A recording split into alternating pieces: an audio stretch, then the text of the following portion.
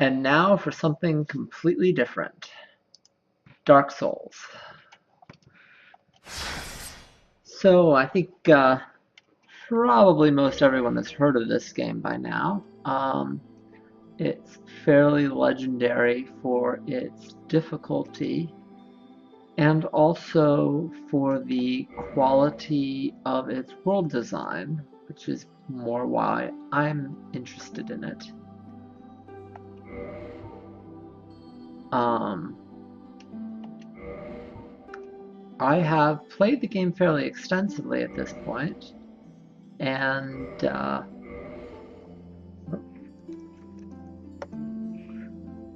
the only thing I was actually a couple of hours away from 100% completing the game. Uh, and then I lost my hard drive. So yeah, at this point, I kind of just want to finish it, so I'm, done with it. Um, but uh, so I'm going to be using pretty much all the tricks I've learned in my extended playing of the game. Um, Including there's a 92% chance I will actually cheat. I'll explain that when I get closer. Um, Hopefully I will be able to avoid that. But like I said, 92% odds. There's one particular thing that's chance based, and I don't want to miss it. And yeah. In the age of ancients, the world was unformed, shrouded by fog. A land of grey crags, arch trees, and everlasting dragons.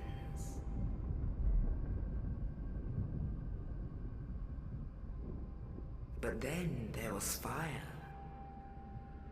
and with fire came disparity. Heat and cold, life and death, and of course, light and dark.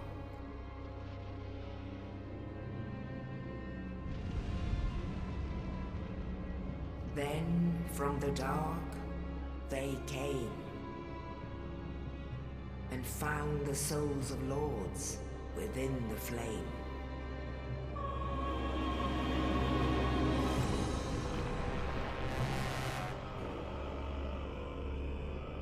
Nito, the first of the dead.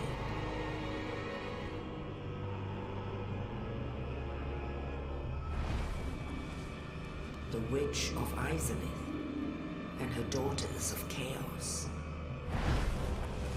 Gwyn, the Lord of Sunlight, and his faithful knights.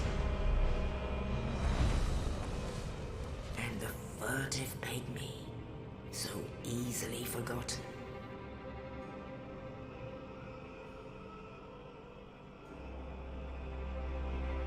With the strength of lords, they challenged the dragons.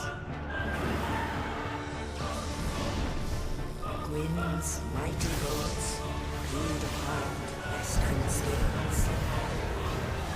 The witches weaved great firestorms. Nito unleashed a miasma of death. He seems nice. And Seath the Scaleless betrayed his own, and the dragons were no more.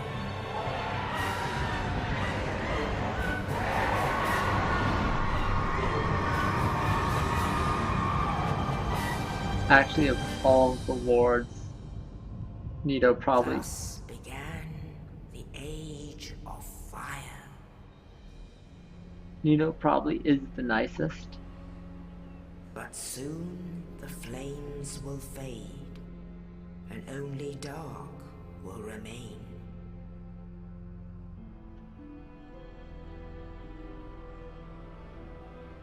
Even now, there are only embers. And man sees not light, but only endless nights. And amongst the living are seen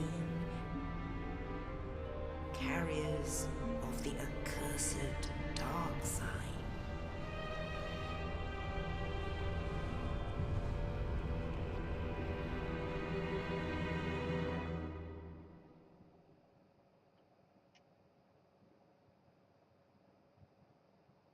That's the intro. Cheery place this is. Yes, indeed. The dark sign brands the undead.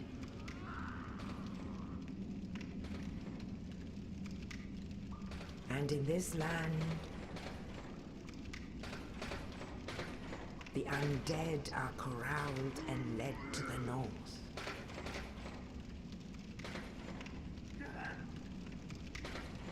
Where they are locked away to await the end of the world.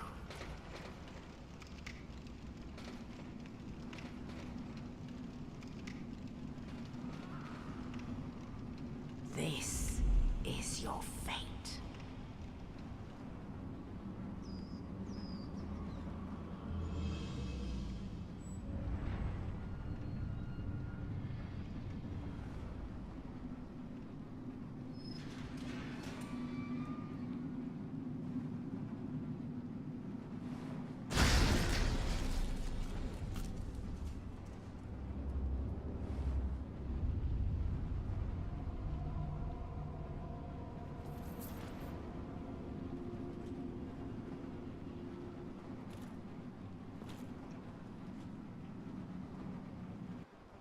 Welcome to the Undead Asylum. So this is the starting area, and it's really designed, well, obviously it's designed as a tutorial. You start with a broken sword, and that's it. And it's pretty awful as weapons go.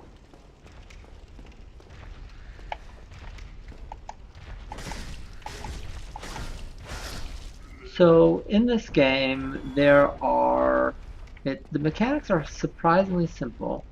By the way, check that guy out. You can see him.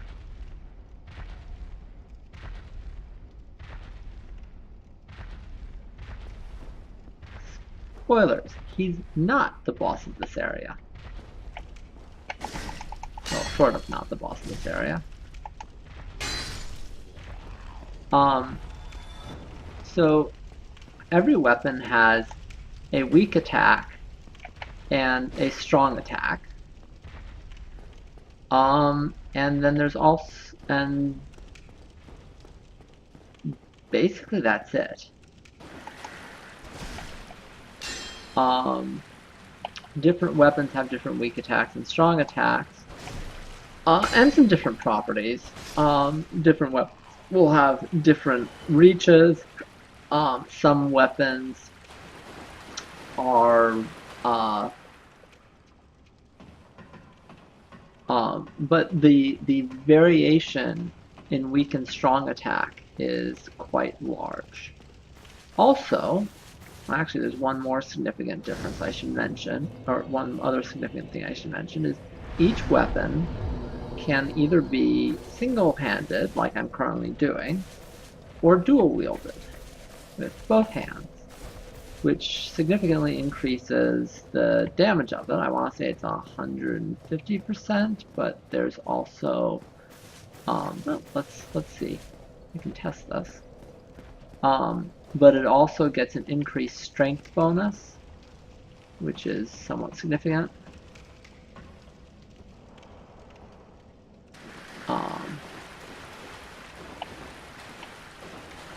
So single-handed, my weakest, or double-handed, my weak attack does 17 damage. Single-handed, I do 13 damage. So yeah, 150% seems about right. It also has a different set of a pair of attacks. So each weapon effectively has 4 different attacks it can do.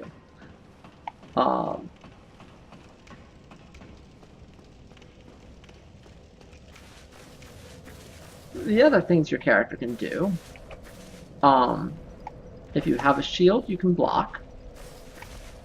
And blocking does not necessarily nullify an attack, but it will greatly reduce the damage. I don't have a shield yet. I'll get that soon.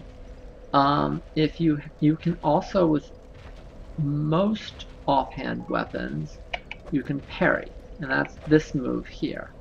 And if you parry at the right time during an enemy's attack, they will be sort of stunned, and if you attack during that stun period, you will do a critical attack.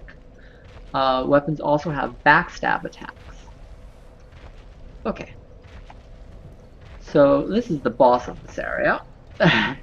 The big doors are a tip-off. And hi.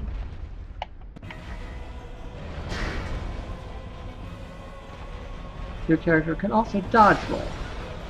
Now you will note that I'm doing 2 damage per hit.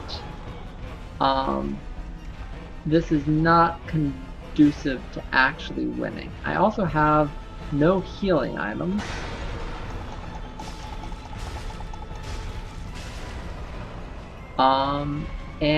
Yeah, that's his health bar down at the bottom. So this is not really a fight you're supposed to win. Oh. Ouch. That was me getting hit with a giant club. This is a fight you're supposed to run past.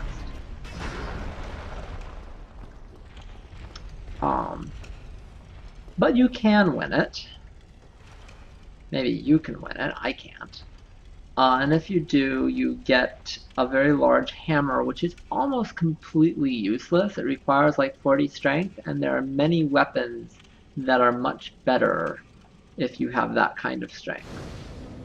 I'll discuss stats more once I can actually do something with them. Okay, back up to full health. First time I was here, I, appropriately looted the corpse, and then I was like, why can't I get past the guy shooting arrows at me? This is really hard. The reason being, you have to actually equip that shield. So now I have a shield. Voila. You can get by this guy without equipping the shield. As you see, I just dodged both of the arrows, but at that time I didn't quite have the skills for that.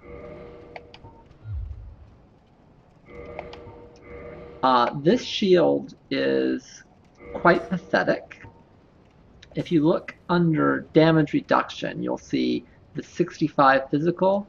That means that even if you successfully block an attack, 35%, it'll still do 35% of its damage. And meanwhile, it will also drain your stamina and stability, which are complicated. Oh.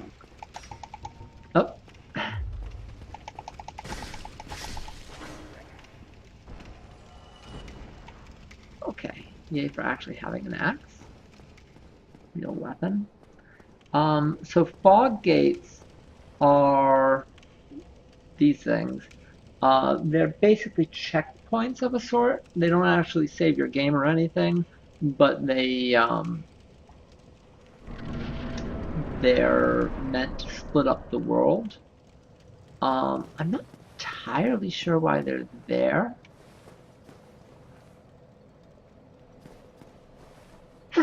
Bless me.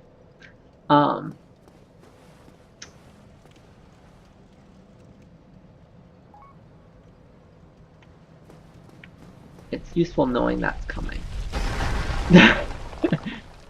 It does surprisingly little damage, but kind of annoying when you get hit by it. Oh, you. You're no hollow. Thank goodness. I'm done for, I'm afraid. I'll die soon, then lose my sanity.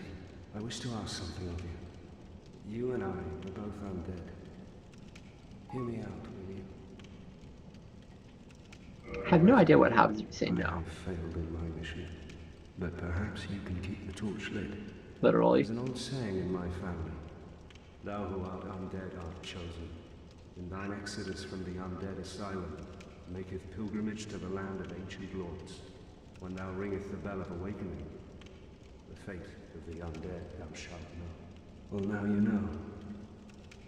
And I can die with hope in my heart. Oh, one more thing. Here, take this. An Estus flask. An undead favorite. Oh, and this. Now I must bid farewell. I would hate to harm you after death. So go now, and thank you. Now I must bid, I would hate, and thank you. So as I walk away, you hear that sound? That's him dying. And I get, so that counter on the lower right, the 200 is souls. That's basically the currency of this game. It's also the experience points, so it's what I would spend to improve my character, and you get it basically for killing anything. And apparently when people die near you. So I'm not entirely sure what you are. Some kind of spiritual vampire maybe, but I suspect there's theories. So let me see if I can parry this guy to demonstrate that. Whoops, nope. Nope, not that. There we go. So that's a parry. It does quite a lot of damage. Now you might have noticed, normally I get 20 experience for killing those, but that time I got 24. The reason is if you do a certain amount of damage to an enemy, I believe it's 110% of their hit points, I forget the exact number, you get extra experience, which is useful. One thing in this game, there are a number of one-way doors, which are effectively shortcuts. So this is a one-way door. Now that I've opened it, I have quick access from this bonfire. Resting at a bonfire respawns almost all enemies. It does not respawn bosses. It does not respawn a few other kind of scripted enemies, the gargoyles in Anor Londo, the necromancers in the catacombs, and one or two other enemies. But it respawns most enemies. So, for example, this guy is back. Resting at a bonfire also restores all of your health and magic.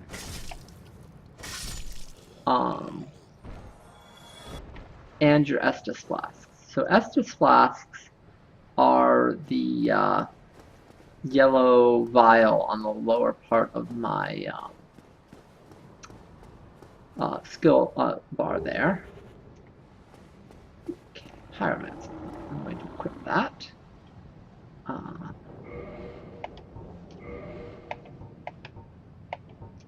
equip that here.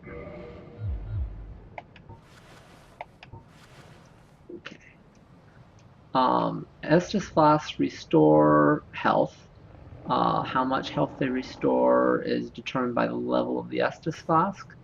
They're equivalent to healing items in most games, but in most games you're limited on healing items. In this game, you get them back basically every time you rest, so there's really no reason not to use them fairly aggressively. It's one of the things I like about this game. It doesn't punish you for using healing items. Hello, Archer. Okay. Let's you down. This is a slightly different kind of enemy than the ones I've been fighting. So that green bar beneath my health is the red bar, which is pretty obvious to followers of the trope. The green bar is my stamina. Oh, see, he's using Nessus Flask, in case you thought you were the only one who could. The green bar is stamina. So every time you attack, every time you dodge, whenever you block an attack or parry, it uses stamina. And when you run out of stamina, you can't do anything. Stamina regenerates pretty quickly, although it regenerates much slower if you are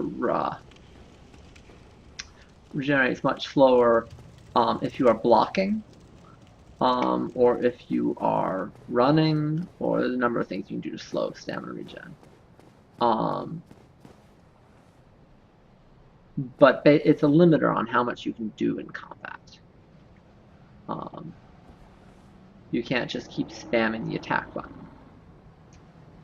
Okay, so I'm going to switch to dual wield. I know what's coming here.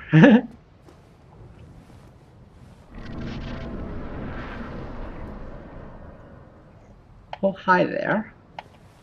Come on, lock on. Chop. That's why I switched to dual wield. Ow.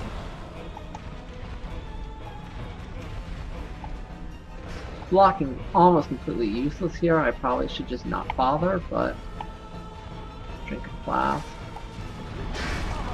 Ow, see, yeah, that I was actually blocking there, and that didn't really do me a lot of good.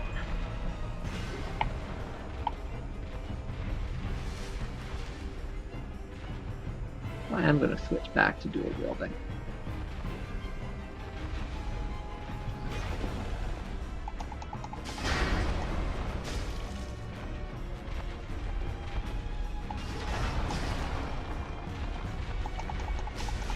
Ow.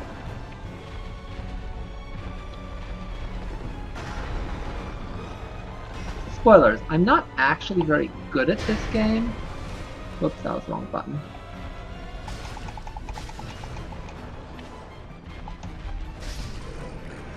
Down you go.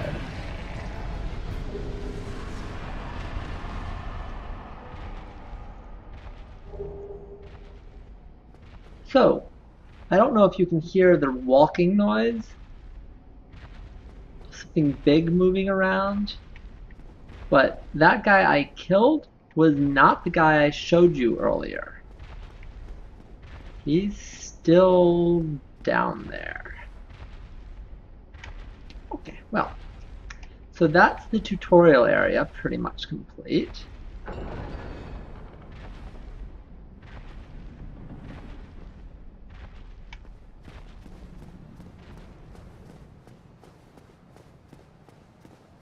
The Asylum demon, as he is known.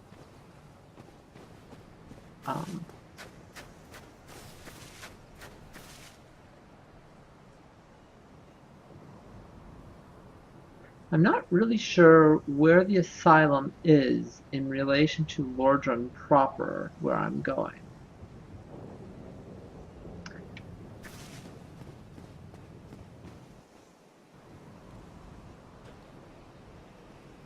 Only in the ancient legends it is stated that one day an undead shall be chosen.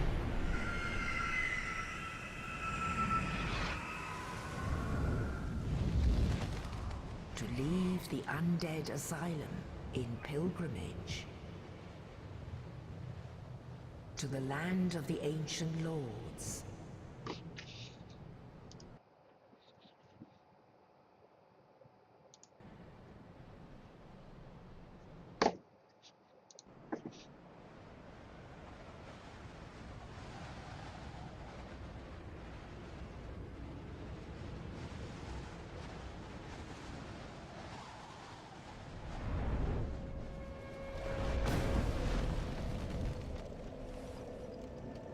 Welcome to Firelink Shrine.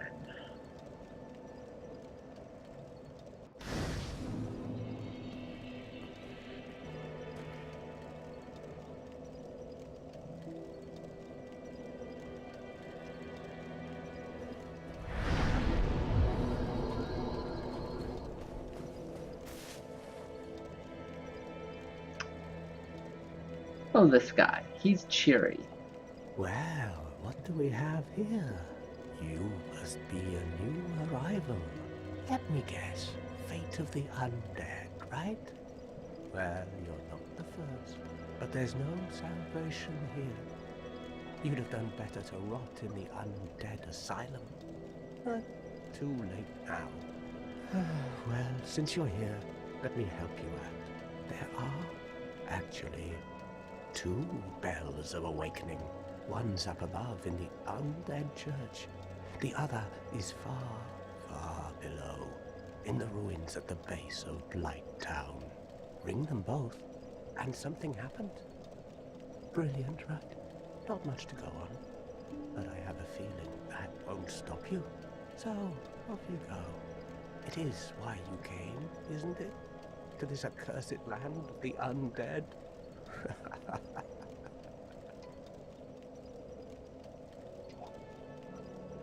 Ah, your face.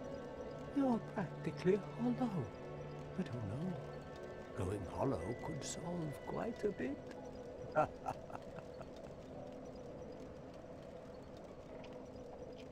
What? Restoring your humanity? Well, there are a few ways to go about it. Collected bit by bit from corpses. Or you can butter up a cleric and get yourself summoned. And the quickest way, although I never do it, is to kill a healthy undead and pillage its humanity. Spoilers, Anything he like totally you would is do only it. Human, after all. Coveting thy neighbor, yeah, ripping out their soul. It's a little unclear what exactly humanity is. Intentionally vague. But there's 3 of it. I don't have any particular need for it at the moment. So I spent all that time doing character design, and look at me, I'm a zombie. Yeah, that happens. Whenever you die, you come back at the Firelink Shrine, and you are a zombie because you died, loser.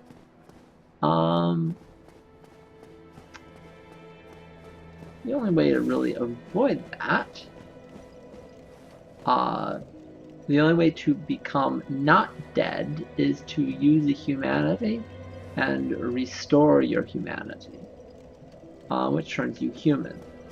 You'd think that would be good, but it's almost always not, because when you are human, your world can be invaded by other players, who will promptly kill you.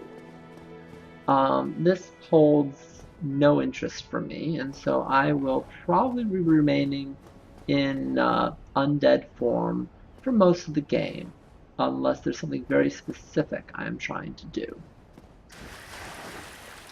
So from Firelink Shrine, there are, right now, basically 3 places I can go. If I go down these stairs, there's an elevator. I'm going to go down here, actually, because there's an item I want down there. This lady here is the keeper of Firelink Shrine, the fire keeper. She has no tongue.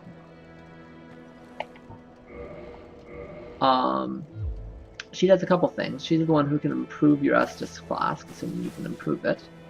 Also, if she dies, spoilers, the shrine no longer works. Which is very disappointing. Most of the fires don't have keepers. There are, in fact, only 3 in the game that do have keepers. It's hinted that at one time all of them had keepers. Lots of people die on this elevator, by the way. If you ride this elevator down, it stays down. If you die while you are down, then it stays down, and if you just blindly walk into the elevator shaft, you will plummet to your death. Not that I've ever done that.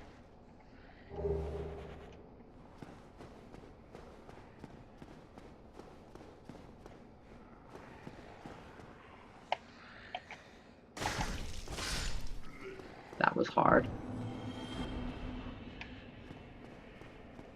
Okay.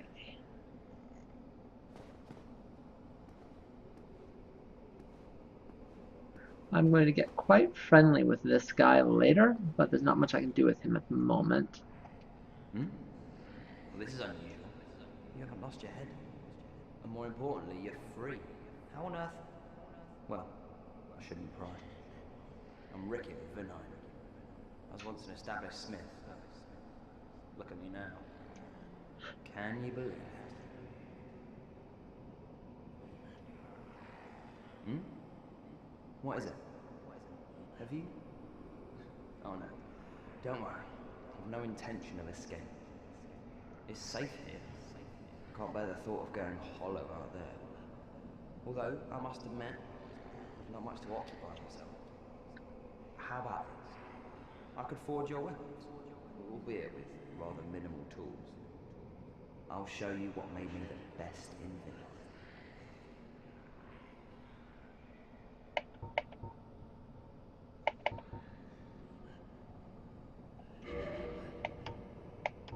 I will eventually want to buy his spells because I'm definitely going mage. But I think I'm going to hold off on purchasing the spells with the catalyst. I don't really need them now, and I think I'd like to focus more on leveling up some of my basic stats Come back soon. before I really do Smithing anything helps with that. soothe my nerves. Don't let me wither away out of idleness. Spoilers, I believe he can in fact wither away out of idleness.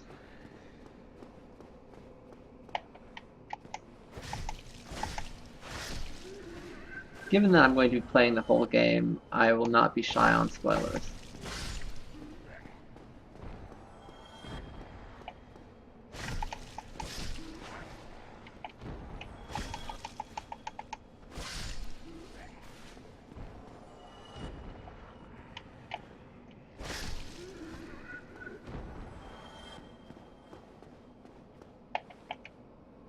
These guys are free experience. You really don't need to be killing them, but hey, why not?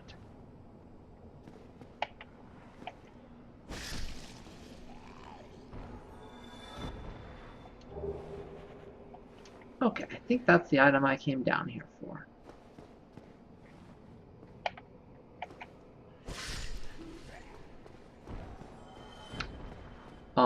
Now, across this bridge is the new Londo Ruins. And that place is kind of freakish. I don't think I'm going to go there today. In fact, I know I'm not going to go there today.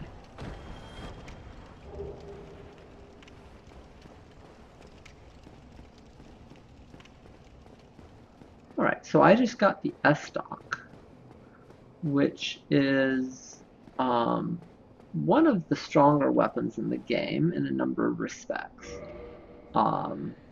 It's almost certainly better than my axe, although I'm not entirely sure I can equip it. So let me actually take a look. See, I don't meet the dexterity requirement. But I can solve that. I think I have enough experience to level up a few times, so I'm going to head back up to Firelink Shrine. Oh, one more place I will show. Actually,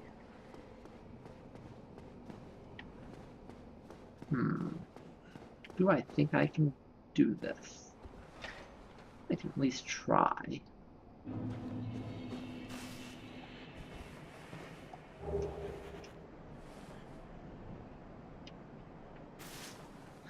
So this is the Valley of the Drakes, and that door I opened is usually locked. You're supposed to come from the other direction. But I started the game with the Master Key, which is kind of a cheating item. But they let you start the game with it, so I guess it's not too cheating.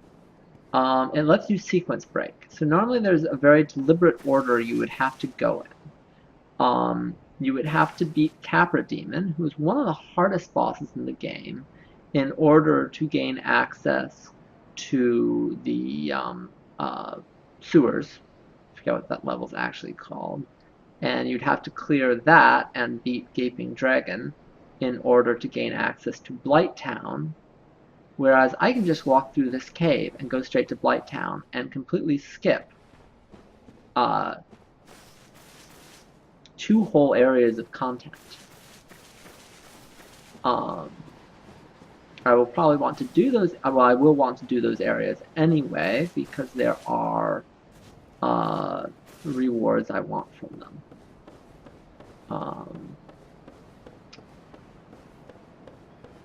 But the potential is there.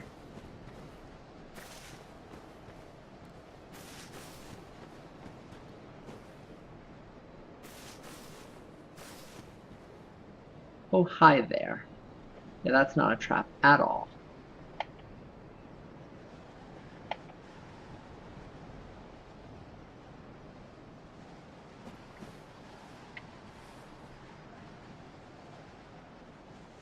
Well.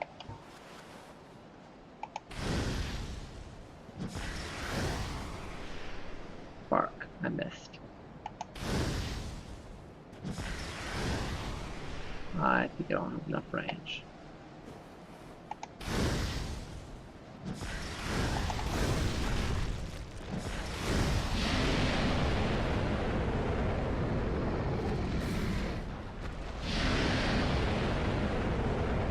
I don't think I'm going to be able to actually do enough damage with this particular spell, no. Especially not if I keep missing. But even with a full set of spells, yeah, I'm still not going to do... Whoops. Ow. I'm still not going to do enough damage to actually kill him. Okay. Well, good to know. Goodbye. There is an item he's sleeping on that I kind of want, but it's not urgent. I can get it later.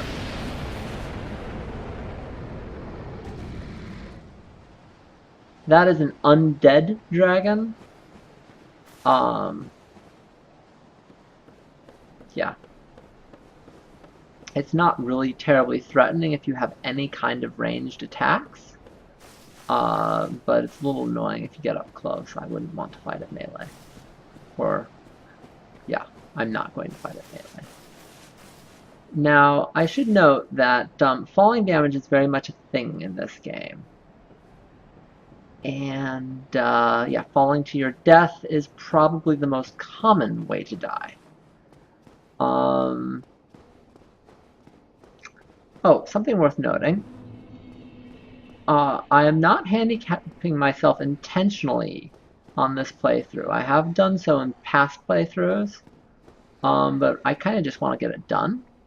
But I am sort of handicapping myself in that I am using a Steam controller, which I have, I recently acquired. Obviously, they're fairly new. And it's taking some getting used to. I'm used to the PlayStation style controller with dual sticks. Instead, I'm using, it feels sort of like a trackball almost for mouse, for my camera. It's their touchpad thing. It works, but it's, like I said, it's taking some getting used to. So we'll see how that works out. It'll be interesting. There's some real tests of fighting skill that will come up. Okay, level up. So leveling, you spend souls to increase stats. And since I just got the S stock, and that requires 12 dex, I think I'm going to put all 3 into dex.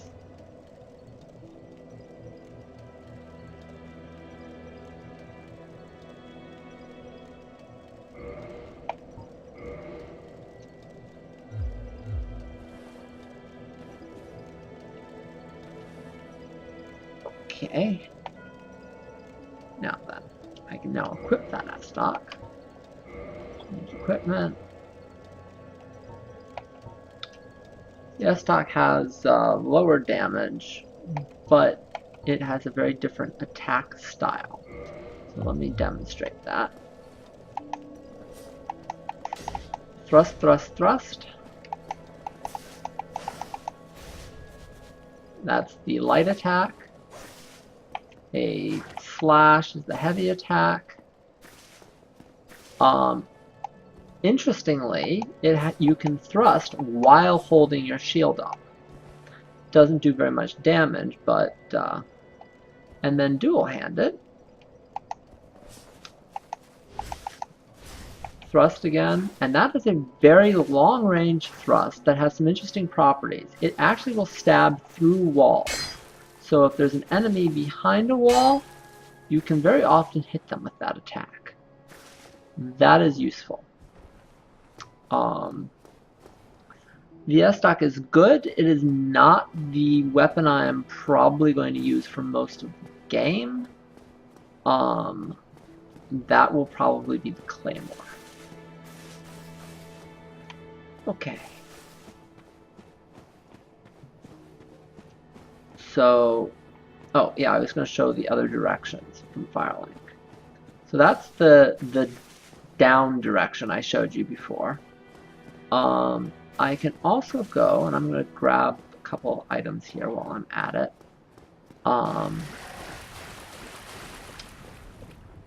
This way.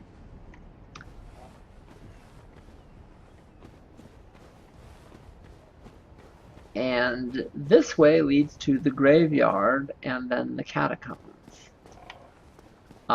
So we're going to see how well I fare against these guys. These guys are shockingly difficult for how early in the game they're encountered. Why am I not able to lock on?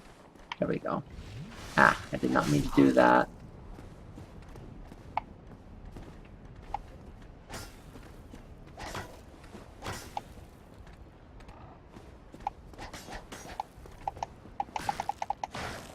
Oh yeah, I'm not really doing much damage to them. That went well.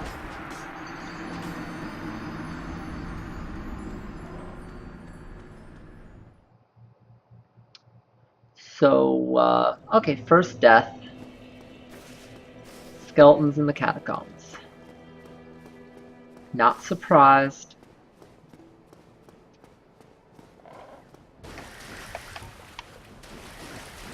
I'm going to give them one more try. Benefits from beating them are slim to non-existent, but hey, it's a challenge, right? Did I say something silly about not intentionally handicapping myself? Fire, burn. Ow.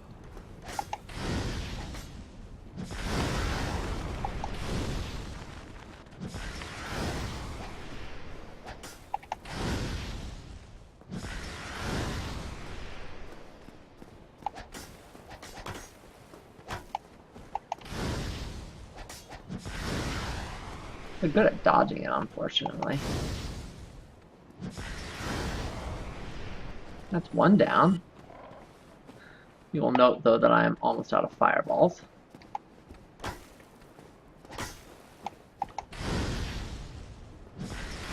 There we go.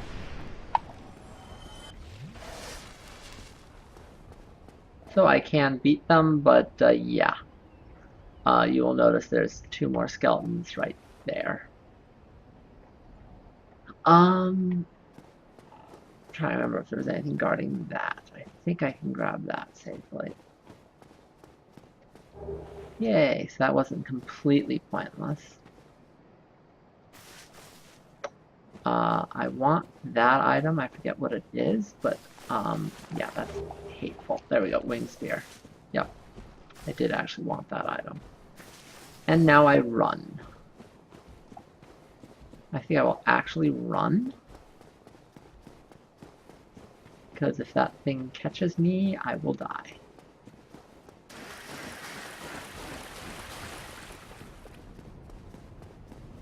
Again. Okay.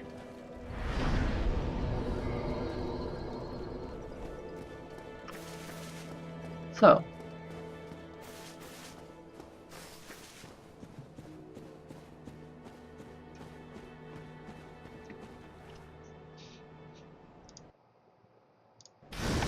Whoops, I didn't mean to do that.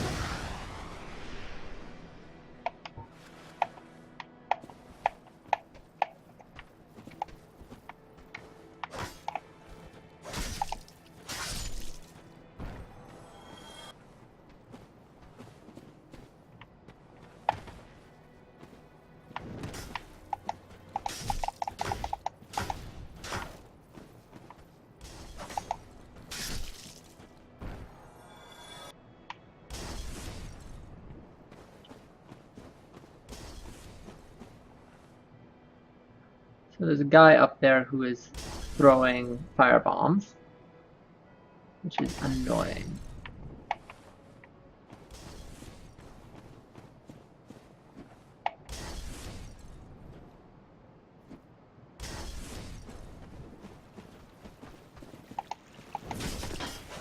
Whoa, shoot, shit. Oh, that was awkward.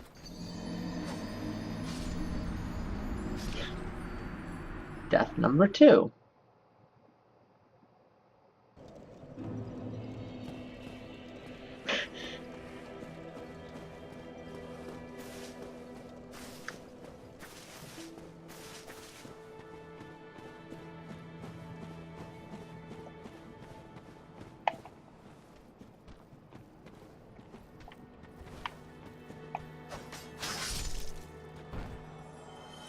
There's that two-handed thrust.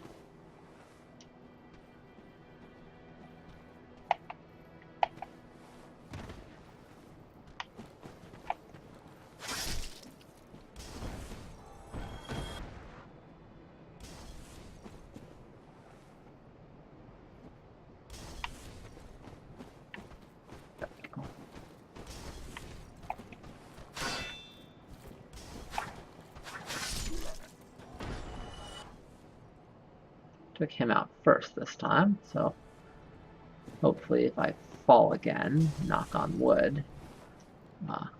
So when you die, you leave a blood stain. That's the glowing green thing. If you grab the blood stain, you regain all of the souls and humanity that you were carrying.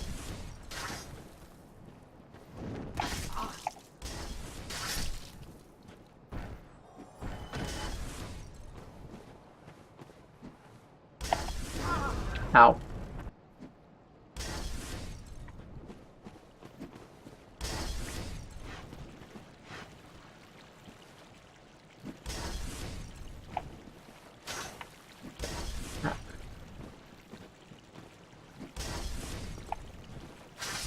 Slice.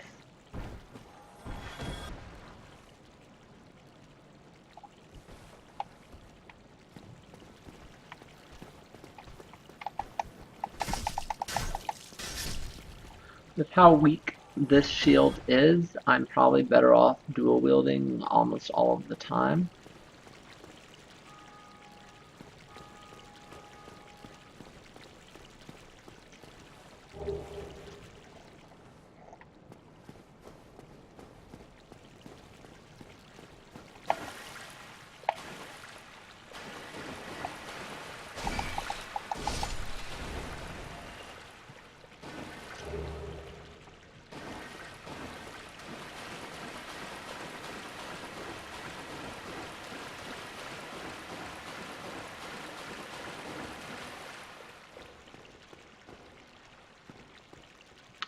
So these symbols here are messages that players leave for each other. I'm going to mostly ignore them through the game, but I wanted to at least show them. Good luck. Thank you, mysterious internet stranger. Whoops, I didn't mean to do that. What? Oh, I'm hitting the wrong button, obviously.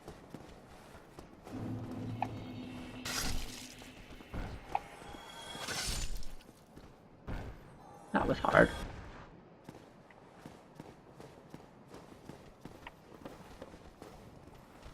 Come here. And whoop, I fail.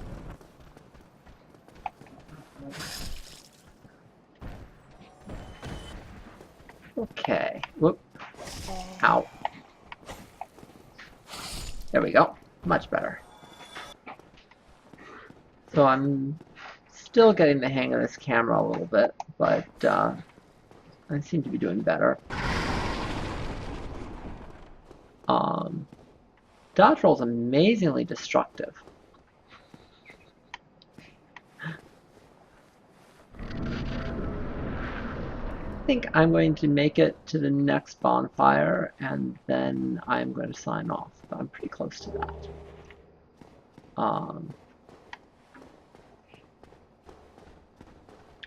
So there's a whole bunch of secret stuff back there, but I'm going to have to backtrack anyway, so I'm going to wait on that. Well, secret stuff. Oh, hi there.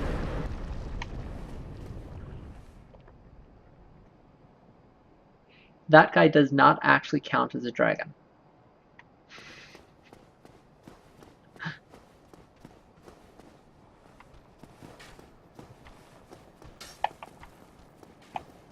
Stab.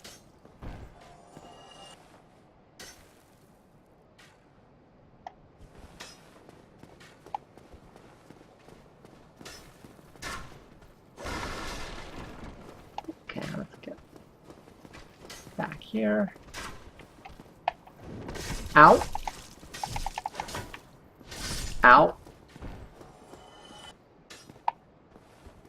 That could have gone better. Ow.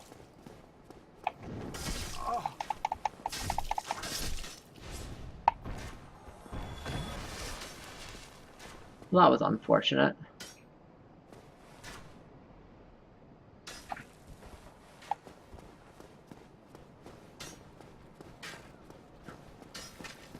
You will notice that their arrows track. Your arrows do not.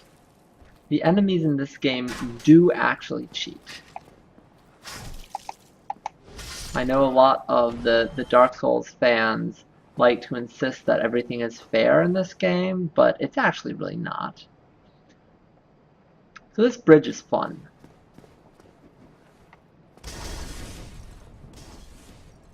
Yes, there are 3 of them. But I am not going to deal with that right now, because that is the bonfire.